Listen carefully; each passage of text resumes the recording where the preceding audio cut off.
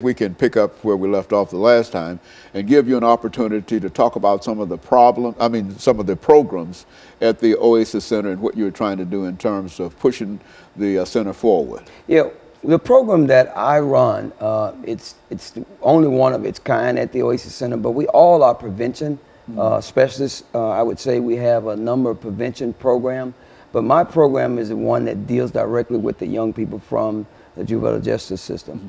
And I like to share with people what it takes to serve a young person through my program, and also what it takes if we don't serve them through a program like this and they end up having to go to a juvenile. You know, some of the statistics that we have, and it show in comparison to some of the national average, we're talking about $43,000+ a year to house a young person in one of our juvenile facilities.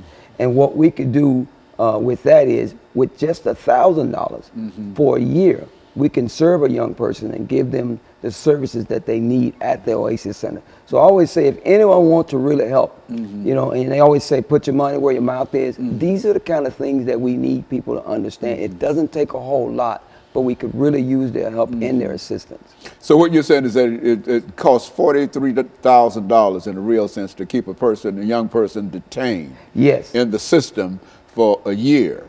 And you see the Oasis Center as an alternative to doing that, and you can do the same thing for less than $1,000. Absolutely. And I can understand that's a great bang for your bucks. And I would imagine you would understand that as a marketing person, would you not? Talk about it from that perspective. Well, I think it's important for people to understand that young people, that anyone that's caught in the juvenile justice system or is incarceration, that's not a free ride to the taxpayer. And investing in our community, that $1,000 that Ron referred to, and $1,000 takes a young person to go through his program, what it costs us. You know, that's a much deeper investment into the community than incarceration. There's not a whole lot of options once they're incarcerated for rehabilitation and actually turning their life around. They're stuck. And through Ron's program, there's so many options that become available to them once they just get back on that right path. And that's, I really believe, is the thing that those young people need the most, is options and opportunities, because I believe they feel like that they don't have very many of those. That's why they do the things that they do that, you know, get them in trouble with the law to start with. So by building their self-esteem and their self-confidence, engaging them in the community with service learning, they create a connection back to the community, and they feel responsible and part of it. So, you know, the numbers that we see statistics with Ron's young people, well over 90% of those young people do not reoffend within the first year of their infractions and being referred to us, which is really powerful. That's really powerful, it is. A year may not seem like a long time to adults, but for a young person, an 18, 19-year-old, a year is a long time. And I've actually talked to several of these young people, and I'm always so impressed as to what Ron imparts on them and the directions that they end up taking. I had one young person, he was graduating high school this year, and I asked him, you know, where do you see yourself next year? And he very confidently said to me, Vanderbilt. And whether he gets into Vanderbilt or not, his mind is in the right place. His confidence is, that's right. And that to me is key.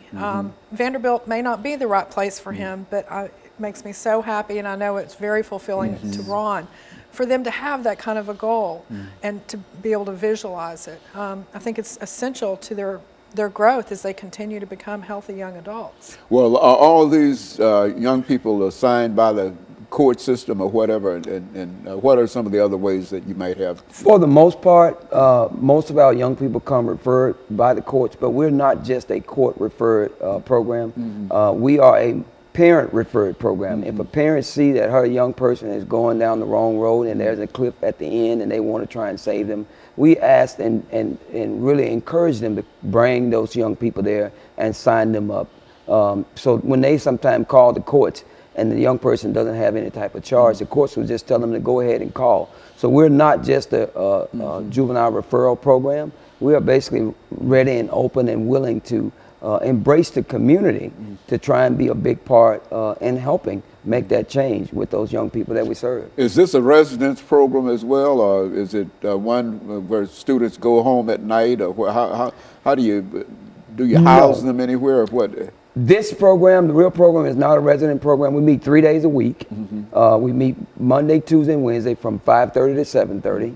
And we teach and train and encourage our young people from the aspects of music, anger management, trauma-informed care, identity, a mirror project, all the things that make them own what it is that they do, own who they are, and own all of the decisions they find themselves in simply because of the choices they've made.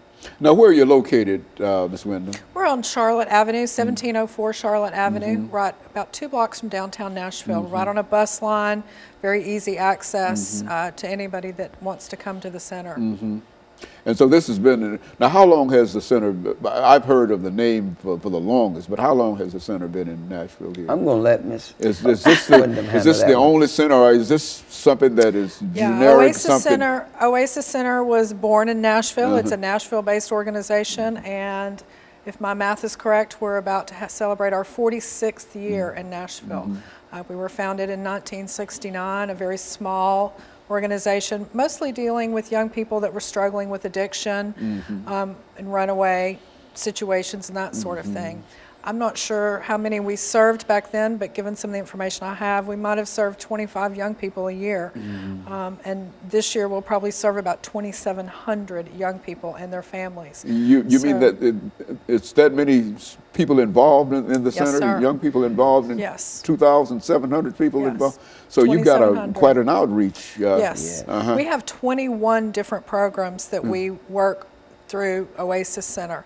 They fall into 3 categories. Our first category is our crisis, young people that are most at risk and in crisis right now. The middle, kind of the middle part of what we do, where Ron's program is our youth engagement and action, and that's really where we're trying to get on the front side and reach young people before it's too late, before they're desperate, before they act and do something that they will regret later.